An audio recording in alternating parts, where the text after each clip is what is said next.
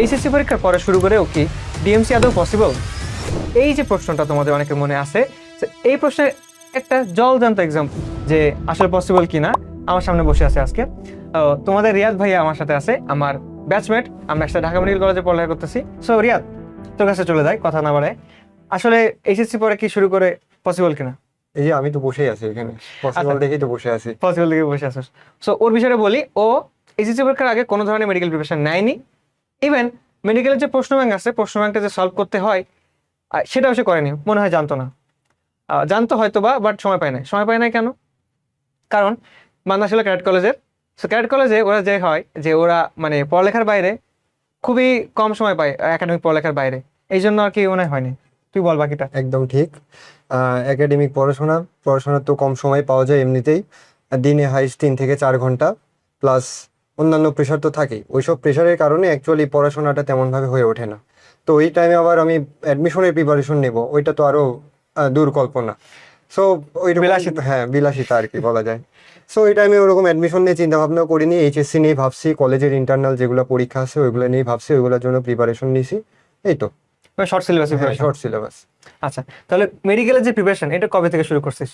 Medical preparation নেওয়ার একটা ইতিহাস আছে আমার। ইতিহাসটা হচ্ছে এইচএসসি দিছি, এইচএসসি দেওয়ার পরে চিন্তা ভাবনা করলাম যে কোথাও তো ভর্তি হইতে হবে, ভালো কোথাও ভর্তি হইতে হবে। হ্যাঁ, যেহেতু ক্যাডেট কলেজ থেকে পড়ছি, আবার ক্যাডেট কলেজের ছেলেপেলেদের একটা কোশ্চেন, খুবই কমন কোশ্চেন ফেস করা লাগে, যে বাবা আর্মিতে যাও নাই কেন? হ্যাঁ, ক্যাডেট আর্মিতে যাও কলেজ নাই থেকে কেন? পড়ে বাবা আর্মিতে যাও নাই কেন? সেটাই, কেন আর্মিতে যাও না? তো এটাই আমার ফার্স্ট চয়েস ছিল, আর্মিতে যাওয়ার। এই জন্যই আর কি, মূলত কোনো অ্যাডমিশন নিয়ে চিন্তা ভাবনা ছিল না, আমার মেইন টার্গেট ছিল আর্মিতে যাওয়া। তো আইএসএসবি দিলাম, আইএসএসবি দিয়ে হয় নাই, রেড কার্ড পাইছি, আর্মিতে যাওয়া হয় নাই। ওই রেড কার্ড পাওয়ার পরে আমি ডিসিশন নিলাম ভালো কোথাও ভর্তি হইতে হবে, যে ক্যাডেট কলেজ থেকে পড়ছে অবশ্যই ভালো কোথাও চান্স পাইতে হবে। তো এই কারণে আমি আর কি অ্যানালাইসিস করলাম, অ্যাডমিশন টেস্ট করলাম। আচ্ছা। হ্যাঁ, বিভিন্ন ভার্সিটির অ্যাডমিশন টেস্ট করে অ্যানালাইসিস করলাম, দেখলাম যে মেডিকেল অ্যাডমিশনটা সবচেয়ে ইজি হয়। ইজি, সবচেয়ে ইজি ওকে, মেডিকেল সবচেয়ে ইজি। ঠিক আছে, noted, point to be noted, medical education সবচেয়ে ইজি। শুধু নেক্সট তারপরে বলো। শুধু এমসিকিউ আছে, হ্যাঁ, তো ভুলভাল লাগালেও হয়ে যাইতে পারে, ভুল লাখের লাগানো একটা যেতে বিষয় আছে এখানে। ওকে ওকে। লাগের একটা বিষয় আছে।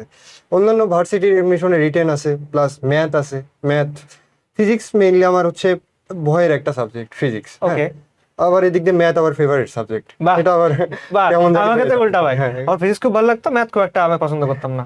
আচ্ছা, এই থেকে যে কেমন জানি হয়ে যায়। হুম, ওই রকম কোশ্চেন গুলো দেখলাম যে ডিওএ ইউনিট, দেন বুয়েট, এগুলো তো ভাই কোশ্চেন দেখে বুঝতেছি না, মাথার উপর দিয়ে যায় এগুলা। ওকে, হ্যাঁ, আচ্ছা, তো ওই চেষ্টাটা গেলাম না। এইদিকে মেডিকেলের কোশ্চেন দেখলাম, দেখি বইয়ের ভিতর থেকে করে, আবার অনেকের কাছে শুনছি অনুশীলনী থেকে বেশি আসে, তাহলে কোশ্চেন তো কমনই পাই আমি এখানে। হ্যাঁ, অনুশীলনী থেকে বেশি আসে, অনুশীলনী থেকে বেশি কোশ্চেন কমনই পাই, একটা easiest admission, easiest admission, easiest admission. আর কি মেডিকেল অ্যাডমিশনের আমার প্রিপারেশন নেয়া, আর এখন যে কারণে এখন ভুগতেছি, এখন খুবই খারাপ লাগে ওকে। ডিসিশনের জন্য। সবাই আর কি মেডিকেল আসার পর একটু হতাশ হয়। এখন পড়ালেখা তাহলে শুরু এইচএসসি পর থেকে। হুম। এইচএসসি পরে কয়টা কোচিং করতিস? আমি মূলত একটা কোচিংয়ে করছি, একটা কোচিংয়ে ক্লাস করছি, মানে সব একটা কোচিং এর সাথে ছিল, আর একটা হচ্ছে এক্সাম বেসে ছিলাম একটা কোচিং এ। শুরু থেকে এক্সাম বেসে ছিলি? শুরু থেকে ছিলাম না, লাস্টে যে 1 মাস মেইনলি এক্সাম বেসটা থাকে, সেই 1 মাস মানে প্রথম থেকে মেইন প্রিপারেশনটা একটা কোচিং এ, একটা কোচিং এ সবকিছু শেষ। হ্যাঁ। মানে এটা সবারই যারা এসএসসি দিছে মাত্র তাদের একটা কনফিউশন থাকবে, ভাই 4টা 5টা কোচিং করা লাগবে কিনা। আমার নিজে যদি কথা বলি, আমি 4টা কোচিং অনলাইন অফলাইন মিলে 4টা কোচিং এর সিলেবাস একসাথে কমপ্লিট করার চেষ্টা করছি। প্রথম 2 দিন আমি ঠিকঠাক আছি, পরের দিন আমাকে খুঁজে পাওয়া যায় না, এরকম একটা অবস্থা। তো সবকিছু বাদ দিয়ে আমি ভাবলাম যে ঠিক আছে, তাহলে আমি একটা কোচিংয়ে ফোকাস করি, আর একটা সেকেন্ডারি অপশন হিসেবে রাখি। এখান থেকে আমি যেটুকু পাবো সেটা আমার বোনাস। এখানে আমার খারাপ হইলো ভালো হইলো ডাজেন্ট ম্যাটার। আমার মেইন কোচিং যেটা, এখানে আমার এক্সাম দিছিলাম, মানে একটা টপিক শেষ, একটা চ্যাপ্টার শেষ, মানে এই চ্যাপ্টার আমি মেডিকেল প্রিপারেশনের জন্য, অ্যাডমিশনের জন্য আমি রেডি। এইভাবে আমি প্রিপারেশন নিতাম। শুনে ভালো লাগলো। ডেইলি এক্সামের পড়াটা কিভাবে পড়তিস? ডেইলি এক্সাম তো ক্লাসে করাইতো, ক্লাসে ক্লাসে ভাইরা করাইতো। দাগাই দিত অবশ্যই, ওই দাগানো লাইনগুলো তো পড়তাম বেশি ভালো করে, কারণ ভাইরা তো জানেই কই থেকে কোশ্চেন আসে, হ্যাঁ আর কোশ্চেনও কিন্তু ভাইরাই করে। হ্যাঁ, তো ওই দাগানো লাইনগুলো পড়তাম, প্লাস রিভিশন দিতাম, বারবার রিভিশনের উপরে ছিল। খুব বেশি একটা তো টপিক না, যেহেতু ডেইলি এক্সাম, সপ্তাহে আমাদের 3 দিন ক্লাস হয়। হ্যাঁ। তো পড়ার জন্য আমি অলমোস্ট 1.5 দিন পাচ্ছি, 1.5 দিনেরও একটু বেশি। 1.5 দিনে কয়বার পড়তিস? 1.5 দিনে আমি কমপক্ষে 3-4 বার। 3-4 বার পড়তাম টপিকটা। এইটাই হ্যাঁ। 3-4 বার, মানে বেশিরভাগ স্টুডেন্ট হয় কি ভাই মার্ক আসতেছে না, আমি যখন শুনি যে ভাই তুমি এক্সামের আগে কয়বার পড়েছো, তো বলে ভাই আমি একবার কোনো রকম শেষ করে যাই। সে একবার শেষ করে গেলে তো হবে না, কমপক্ষে 3-4 বার পড়ে যাইতে হবে। আমি নিম্নে 3বারের নিচে কোনো এক্সাম দিতাম না, আগে 3বার পড়া হয়েছে আমার, দেন আমি এক্সাম দিতাম। 3বার পড়াটা কিন্তু এমন না যে তুমি প্রত্যেকবার লাইন বাই লাইন পড়তেছো, প্রথমে 5 ঘন্টা লাগবে মানে পরের বার তোমার 5 ঘন্টা লাগবে, প্রথমে 5, পরের বার 2, পরের বার 1, এরকম কমাই নিয়ে আসতে হবে টাইমটাকে। কোনটা তোমার উইক পয়েন্ট, কোনটা স্ট্রং পয়েন্ট, কোনটা মনে আছে, এইদিকে এমফাসাইজ করতে হবে। এখন ডেইলি এক্সামে মোটামুটি ভালো মার্ক আসতেছে, কিন্তু উইকলিতে মার্ক আসতেছে না। এই প্রবলেমটা এখন যে অ্যাডমিশন দিবে এরা ফেস করবে করবে করবে মাস ফেস করবে এবং হতাশা হবে। হতাশা হবে। হতাশা হবে। আচ্ছা, এটার জন্য করতে হবে কি রিভিশন। ফার্স্ট অফ অল তো রিভিশনের বিষয়। দেন আমি ডেইলি এক্সামে যেগুলো ভুল করি, কোশ্চেন দেখবা ওই টপিক থেকে আসে, তুই তো ফেস করছিস, সেম টপিক থেকে কোশ্চেন আসে। হয়তো ফার্স্ট লাইন থেকে ডেইলি এক্সামে দিছে, পরের লাইন পরের লাইন থেকে দিছে উইকলি এক্সামে। হ্যাঁ, তো ফার্স্ট লাইন ভুল করছি, আমি যে জাস্ট ফার্স্ট লাইনটি পড়বো তা না, পুরো প্যারাটাই পড়বো। ভুল করা আছে, পুরো প্যারাটাই ভালোভাবে পড়বো। আর উইকলির জন্য এক্সট্রা প্রিপারেশন কি আমার হচ্ছে, অনুশীলনের এমসিকিউ গুলো সলভ, প্লাস তোর এক্সট্রা রাইটারের ইনফরমেশন, এগুলো একটু দেখা যায়। একটু দেখে যাওয়া, এটাই। মানে বিষয়টা হচ্ছে যদি আমি একটা এক্সাম্পল দিয়ে বুঝাই, ধরো তরুণাশ্রী থেকে ইলাস্টিক কার্টিলেজের এক্সাম্পল আমার একটু ভুল গেছে, আমি শুধুমাত্র ইলাস্টিক কার্টিলেজ দেখবো, বিষয়টা এমন না। হার্লিং কার্টিলেজ, ইলাস্টিক কার্টিলেজ, 4টা কার্টিলেজ সবগুলোই দেখে যাবো যে এক্সাম্পল কি কি আছে। এইভাবে আর কি আমার যে ভুলগুলো সেগুলোকে আইডেন্টিফাই করতে হবে। বললি যখন হতাশ হবে, এখন হতাশ হইতিস কিনা নাম্বার কম পাইলে? নাম্বার কম পাইলে কখনো হতাশ হইতাম না আমি। হ্যাঁ, হতাশা আসলে ক্যাডেটের সাথে যায় না, ক্যাডেটদের সাথে যায় না। কখনো হতাশ হয় না। ফ্লেক্স। হতাশ হতাশ হয়, অনেকে হতাশ হয়, হতাশ হওয়াটা উচিত না। এটা তো জাস্ট কোচিং এর একটা এক্সাম, এটা হচ্ছে তোমার কি একটা এক্সারসাইজ গ্রাউন্ড বলা যায়। হ্যাঁ, এখানে তোমাকে শিখতে হবে, ভুল হবে, শিখবা এখান থেকে। এই হতাশার যেন ওই মেইন এক্সাম সেন্টারে গিয়ে না হয়। মেইন এক্সাম সেন্টারে হতাশ হবা মানে এখানে তোমার চান্স মিস। এটাই, হতাশা কাটায় উঠতে হবে, বেশি বেশি এক্সাম দিয়ে হতাশাটা কাটায় উঠতে হবে। বেশি বেশি এক্সাম দিতে হবে। সো এই পর্যন্ত ঠিকই আছে, কভার করা যায় কোনোভাবে। উইকলিতে আমরা টাইম পাইতেছি, যখন আমার ডেইলি মানে যখন আমার সাবজেক্ট ফাইনাল, পেপার ফাইনাল বা মডেল টেস্ট আসে, তখন পড়ালেখার স্ট্র্যাটেজি কেমন হবে? সাবজেক্ট ফাইনাল, পেপার ফাইনালের ক্ষেত্রে তো হিউজ সিলেবাস, হ্যাঁ, পুরা obviously বই huge পড়া লাগে, পুরা বই পড়া লাগে। সময় থাকে একদিন, দেখা যায় 1 দিন বা 2 দিন সময় আছে। কিভাবে পড়বো আমি? আমি তো কিছু কিছু ইনফরমেশন আছে আমার যেগুলো জানি। হ্যাঁ, ওগুলো আমার বাপ জন্ম ভুলবো না, এরকম কিছু হ্যাঁ, ইনফরমেশন আছে। অবশ্যই। হ্যাঁ আর বেশি আর কতদিন? হ্যাঁ, তো এগুলো আমি বাপ জন্ম ভুলবো না। এগুলো কেন আমি আবার দেখবো, কেন রিভিশন দেবো আবার? যেগুলো আমার ভুল হয়, যেগুলো থেকে মেইন মেইন ইম্পর্টেন্ট টপিক আসার মতো, যেগুলো হচ্ছে সংখ্যার মান আছে কিছু কিছু, যে এটা কত থেকে কত, কত থেকে কত, এরকম কিছু কোশ্চেন আসে, ওইগুলো আমি বারবার দেখি।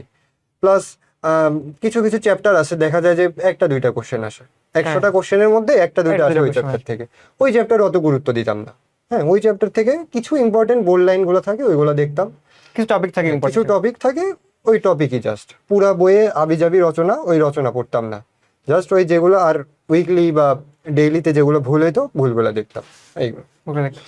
এখন সবকিছুর আড়ালে একটা জিনিস বাদ পড়ে গেছে, সেটা হচ্ছে জিকে ইংলিশ।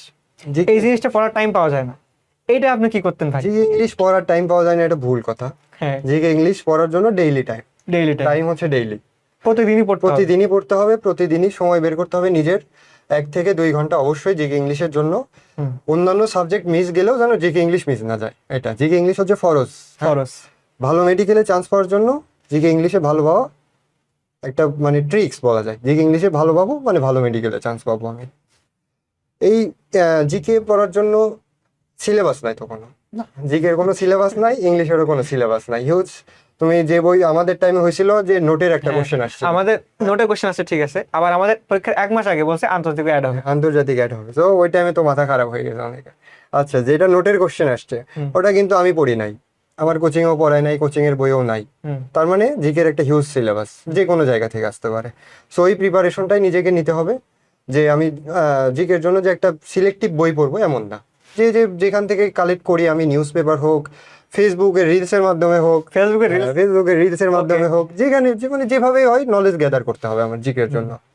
ইংলিশের জন্য কিছু কিছু টপিক আছে যেগুলো খুবই আসে, যেমন তোর পার্টস অফ স্পিচ আসে, ভয়েস ন্যারেশন, দেন সিনোনিম অ্যান্টোনিম আসে বেশি, প্রিপোজিশন থেকে আসে, স্পেলিং থেকে আসে। তো এইগুলা কিছু সিলেক্টিভ টপিকই আছে ইংলিশের জন্য। তো ইংলিশের জন্য অত প্যারা হওয়ার কথা না, জাস্ট ভোকাবুলারির জন্য অনেকে প্যারা খায়, এটা আসলে মুখস্থের বিষয়, প্লাস কিছু ট্রিক্সের বিষয় আছে। হ্যাঁ, এটা প্যারা খাইতেই হবে, এটা সবাই খাইছে, সবারই খাইতে হবে প্যারা। আচ্ছা, সবকিছু গেল, পরীক্ষার দিনের স্ট্র্যাটেজি কেমন ছিল? পরীক্ষার দিনটা কেমন কি ছিল মেডিকেল অ্যাডমিশন? মেডিকেল অ্যাডমিশন দিনটা? পরীক্ষার দিনে আমি যখন পরীক্ষা দিতে গেলাম, হ্যাঁ। আমি তো গেছি কি নর্মাল একটা পরীক্ষা, নর্মাল একটা এই পরীক্ষা দিতে। পরীক্ষার উপরই যে আমার লাইফ ডিপেন্ড করতেছে এমন না। হ্যাঁ, আমি ওই রকম কোনো চিন্তা নিতাম না, কেননা এই এই চিন্তাটা মাথায় আসলে তখনই হতাশ হইতে হবে, আল্লাহ এইখানে চান্স না পাইলে যে আমার কি হয়ে যাবে এরকম কিছু একটা। তো এই চিন্তাটা মাথায় ছিল না আমার। পরীক্ষা দিতে গেছি 1 ঘন্টা আগে, অ্যাটলিস্ট 1 ঘন্টা ঘন্টা আগে আগে তো ঢুকতেই হয়। ঢুকতে হয়ে বসে থাকতে হয়। বসে থাকতে হয়। ওই বসে থাকাটা হচ্ছে সবচেয়ে প্রেশারাইজড একটা টাইম। হ্যাঁ, বসেছিলাম চুপচাপ, সবাই চুপচাপ, সবাই দোয়া করতেছে, ঘামতেছে, অনেকে কাঁপাকাঁপি করতেছে, মানে ভয়ে কাঁপাকাঁপি করতেছে। ওগুলা দেখে আমি মজা নিচ্ছি, কি রে মজা নিচ্ছি। কি রে ভাই, এরকম করতেছে কেন এটা, কাঁপতেছে কেউ কেউ, একজন মাথা ডেস্কের সাথে লাগাইয়ে শুয়ে আছে। না, আমি এসব দেখতেছি, ঘুরতেছি, দেখতেছি টিচারদের, দেখতেছি ওনারা কি করে, টিচাররা কোশ্চেন রাখতেছে, ওগুলা দেখতেছি, কোনো কোশ্চেন দেখা যাচ্ছে কিনা এটা চেক করতেছি, মানে আর কি দুষ্টুমি টাইপ আর কি। হ্যাঁ, আচ্ছা, জায়গায় বসে মানে মোটা থেকে সিরিয়াস না যে আমাকে মোটেও পরীক্ষা serious দিতে না। হ্যাঁ। পরীক্ষা মেডিকেল পরীক্ষা হবে, পরীক্ষা নিয়ে আবার সিরিয়াস না এরকম বিষয় না, সিরিয়াস পরীক্ষা নিয়ে, কিন্তু টেনশন নিয়ে সিরিয়াস। টেনশন নাই আর কি। আচ্ছা, এটাই এটাই। পরীক্ষা প্রশ্ন আসছে, দাগাইছি, চলে গেছে। প্রশ্ন আসছে, দাগাইছি, ফার্স্টের 10টা পারছি, ওইখানে কনফিডেন্স বেড়ে গেছে, আপ কনফিডেন্স ওইখানে আপ, যে 10টা পারছি, এখন দাগাই যাই। হ্যাঁ, দাগায় গেছি, দেখি পারতেছি, কিছু কিছু যেগুলো পারতেছি না সাথে সাথে স্কিপ। হ্যাঁ। হ্যাঁ, ওটার পেছনে কোনো টাইম দেই নাই, যেটা পারতেছি না স্কিপ করে গেলাম। এইভাবে দাগাইতে দাগাইতে দেখলাম কি 18 মিনিটে 82টা দাগিয়ে ফেলছি আমি। 18 মিনিটে ঘুরে আসি, হিউজ ভাই। 18 মিনিটে 82টা দাগিয়ে ফেলছি। কিছু কিছু ম্যাথ ছিল, হ্যাঁ, এই ম্যাথে দাগাইতে যে মুখস্থ করে আসছিলাম, ম্যাথ হ্যাঁ, হ্যাঁ, সেম ম্যাথই ছিল, chemistry পড়ছিল না। কেমিস্ট্রি ম্যাথ সেম ছিল, মুখস্থ করে আসছিলাম, মুখস্থ করে আসি দাগাইতে যে ভুল দাগিয়ে ফেলছি। সেম ভাই, আমি এই কাজটাই করছি। আমি সেম কাজটা আমি করছি, কেমিস্ট্রি ওই ম্যাথটা আমি কোচিং এর এক্সামে ভুল করছি। তারপর গিয়ে দেখছি যে অনুশীলনী, মানে ওই যে বইয়ের ভিতরে বক্স থাকে, ওইখান থেকে এটা আসছে, এবং ওইখান থেকে আমি দাগা রাখছি যে এটা আসলে আমি এই অ্যান্সারটা দাগাবো। আমি এতবার প্র্যাকটিস করছি যে আমার মুখস্থ হয়ে গেছে, পরীক্ষাতে আমি এটা ভুল লাগাইছি। মানে এই সেম জিনিস আমার সাথে করতে ভাই, কষ্ট ভাই। 1.25 নেগেটিভ। এইটার একটা হচ্ছে শিক্ষণীয় বিষয় কি, ওভার কনফিডেন্ট ওভার কনফিডেন্ট হওয়া যাবে না। হ্যাঁ, আমার সময় আছে, মানে ম্যাথটা সময় আছে। করে দেন তুমি অ্যান্সারটা করো। সময়টা এখন হিউজ, 15 মিনিট আরো বাড়াইছে, হ্যাঁ, ওই 5টা মানবিকের জন্য 15 মিনিট বাড়াই দিয়েছে, এখন হিউজ টাইম। হ্যাঁ, টাইম ম্যানেজমেন্টে কারো ঝামেলা হবে না, অ্যাটলিস্ট আশা করি। আশা করি হবে না। তো ওই সময় নিয়ে দাগাইতে হবে, এর অপশনগুলো দেখতে হবে, 4টা অপশনই পড়তে হবে। ক নাম্বারে অ্যান্সার আছে দেখে খ, গ, ঘ, বাকি 3টা দেখবোই না আমি, এরকম না। এরকম যদি টাইম কম থাকে তখন এরকম করতে পারো, বাকি সব অপশন দেখে, এটা আমার জীবন থেকে নেওয়া, সব অপশন দেখে অ্যান্সার দিতে হবে। আচ্ছা, তুই যে বললে প্রথম 10টা পারছিস, আমার ক্ষেত্রে হচ্ছে আমি প্রথম অ্যান্সারটাই পারি না। 1 নম্বর যেটা এমসিকিউ, আমি 1 নম্বর এমসিকিউ পারি না। ওই সময় তো একটু ওকে, সমস্যা নেই, পরেরগুলো পারবো, বাকি 99টা আছে তো, হ্যাঁ, এগুলো- এগুলো আমি পারবো, ওকে, কুল ডাউন কুল ডাউন, এই বলে নিজে চলে গেছে। পরেরগুলো পারতেছি। পরে 50-50 ছিলাম, ওইটা লাস্টে ভুল লাগাইছিল আর কি, বেশি ভাবতে গিয়ে ভুল লাগাইছিল। প্রথম যেটা ভাবছি ওইটাই অ্যান্সার ছিল আর কি, তো বেশি ভাবতে গিয়ে ভুল লাগাইছি। যেটা এরকম হবে, পারতেছো না, বাট মনে হয় 50-50, যেটা প্রথম মনে ছিল ওটা দাগাবা, নিঃসন্দেহে দাগাবা 10টা, তার মধ্যে 5টা হয়ে গেছে। এরকম আমার লাইফ এক্সপিরিয়েন্স বলে যে প্রথম যেটা মনে আমি ওই যে 3টা দাগাই নাই পরীক্ষায়, 3টা দাগাই নাই, ভাবছিলাম যে ওই 3টাই হবে, হুম। পরে ওই 3টাই কারেক্ট, কিন্তু দাগাই নাই, 3টাই হইতো, 3টাই হয়তো 3টাই হইতো, miss miss Miss. Miss. Miss. So why ডাক্তারি, শুধু এই কারণে যে পরীক্ষাটা ইজি ছিল, এই কারণে।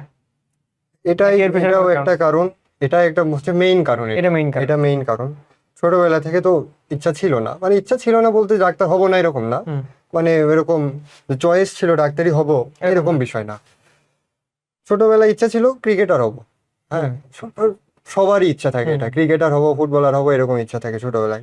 এরপরে ক্যাডেট কলেজে গেলাম, আর্মি অফিসার হব, আর্মি অফিসার হব, রেড কার্ড পাইলাম, এরপরে এই যে অ্যাডমিশন দেখলাম কোনটা হওয়া যায়, ডাক্তার হব। ডাক্তার হব, এখনো যে ডাক্তার হব, হওয়ার মেইন কারণটা হচ্ছে টাকা, আচ্ছা, টাকার বিষয়। ঠিক আছে। হ্যাঁ, ইজিলি আর্ন করা যায় এখানে, হ্যাঁ। ইজিলি আর্ন করতেও আবার কি একটু কষ্ট তো করতেই হয়। প্রথম ইয়াং অবস্থায় আর কি, ইয়াং অবস্থায় একটু কম, Obviously. বয়স হলে টাকা পাওয়া যায়, তো এই টাকাটাও একটা রিজন। প্লাস ডাক্তার, এই যে doctor is a noble profession, অবশ্যই এই কারণেও ডক্টরের বেছে নেওয়া আর কি। তো জুনিয়রদের যদি কোনো অ্যাডভাইস থাকে ওর প্রতি, যে ওদের যে অ্যাডমিশন সিজন শুরু হবে, কিভাবে কি অ্যাডভাইস হচ্ছে, ফার্স্ট অফ অলই তোমাদের কোশ্চেন ব্যাংকটা আগে সলভ করতে হবে, তোমাদের ধারণা নিতে হবে কি কি থেকে কোশ্চেন আসে। মেডিকেলের সিলেবাস হিউজ, এমনটা চিন্তা করা যাবে না, তুমি যদি কোশ্চেন ব্যাংক নিয়ে অ্যানালাইসিস করো, দেখবা সিলেক্টিভ কিছু টপিক আছে সেখান থেকে কোশ্চেন আসে, বারবার ওইখান থেকে রিপিট হয় কোশ্চেনগুলো। তো তুমি যদি এই কোশ্চেন ব্যাংক নিয়ে অ্যানালাইসিস করো তাহলে নিজেই পড়তে পারবা। আর পড়ার টাইমে একটা কাজ করবা, যখন নিজে পড়বা নিজে প্রশ্নকর্তা হিসেবে কাজ করবা। হ্যাঁ, নিজে তুমি যদি প্রশ্নকর্তা হইতা, তুমি ওই লাইন থেকে কি কোশ্চেন করতা, তুমি ওই টপিক থেকে কি কি কোশ্চেন করতা, নিজে কোশ্চেন করবা, নিজে অ্যান্সার দিবা। এটা একটা ভালো পয়েন্ট, আমি এটা করতাম, আমার কাজে লাগছে এটা। হ্যাঁ, আর পরীক্ষায় ভুল হইলে ভুলটা বারবার দেখবা, ওই ভুল থেকে এবং ওই টপিক থেকে যেন নেক্সট টাইম ভুল না হয়। নেক্সট টাইম যদি ভুল হয় তার মানে সমস্যা আছে তোমার। হ্যাঁ, তার মানে তুমি সলভ করতেছো না বা তোমার মনোযোগের সমস্যা। নেক্সট একই ভুল যেন রিপিট না হয়, এটা একটা কথা। আর একটা হচ্ছে বেশি বেশি এক্সাম দিতে হবে। হ্যাঁ, এটা হচ্ছে এক্সামের প্রিপারেশনের জন্য অনেকে আছে কি একটা তো দাগাইতে হয়। যায়, একটা দাগাইতে যায় আরেকটা দাগায়, হ্যাঁ। এরকম অনেক আছে। ওই একটা দাগাইতে গিয়ে আরেকটা দাগায়, প্লাস এই অপশনে ভুল হয়, আমার মতো আছে ওভার কনফিডেন্ট ভাই, হয়ে শাহিন ভাই কেন জানিস ছয়টা ছয়টা ভুল সিরিয়ালি পর পর দাগায়। ছয়টা সিরিয়ালি ভুল লাগাইছে, তারপর ভাই ডিএমসি হ্যাঁ, তো এরকম হয় আর কি, এটা লাকের বিষয়। এই এগুলোই অ্যাডভাইস, আর কি দেব। আর আসলে কিছু দেওয়ার আর নেই। বাট দেওয়ার তোমাদের যদি কোনো প্রশ্ন থাকে, ও একটা জিনিস অ্যাড করি, তুই যেটা বললি যে নিজে কোশ্চেন করতে হওয়া, সেটা এটা আমি মোটামুটি শিখছি একাডেমিক লাইফ থেকেই। বাট এটা সবচেয়ে ভালো ইউটিলাইজ কখন, মানে ভালোভাবে বুঝছি কখন, মাইনুল ভাই ক্লাস করছি। মাইনুল ভাই কেমিস্ট্রি একটা ক্লাস করছি, প্রথম যে ক্লাসটা গুণগত রসায়নের উপরে, বা একটা টপিক থেকে এখান থেকে এইভাবে প্রশ্ন আসতে পারে, এই প্রশ্নটা ঘুরে এভাবে আসতে পারে, যাই হোক অ্যান্সার কিন্তু এটাই। কতভাবে কোশ্চেনটা আসতে পারে এটা মাইনুল ভাই ক্লাস না দেখলে তুমি বিশ্বাস করতে পারবে না। তোমার যদি মনে হয়, তুমি একটা ফ্রি ক্লাস দেখো ইউটিউবে, দেখলে একদম কনসেপ্ট ক্লিয়ার হবে যে এখান থেকে কোশ্চেন কথা কি কি ভেবে কি কি অপশন ইউজ করতে পারে, প্রশ্ন কিভাবে করতে পারে, সুপারফিশিয়াল টু ডিপ সব কিছুই প্রশ্ন বলে দিচ্ছে যে এখান থেকে এই প্রশ্ন হবে। এই জন্য মাইনুল ভাই ক্লাসগুলো বেশি লেন্দি হয়, অনেক খেয়াল করছি। আর ঠিক আছে, তাহলে এই পর্যন্ত, তোমাদের টাইম ওয়েস্ট করবো না। যদি কোনো প্রশ্ন থাকে যে ভাই মিস হয়ে গেছে, সেটা তুমি আমাকে কমেন্টে জানাতে পারো, আমি আর ইয়া দুজন মিলে চেষ্টা করবো অ্যান্সার দেওয়ার, ঠিক আছে? ইনশাল্লাহ। ওকে, তো গুড বাই, অ্যান্ড আশা করি ভালো কিছু হবে তোমাদের জন্য। Good bye.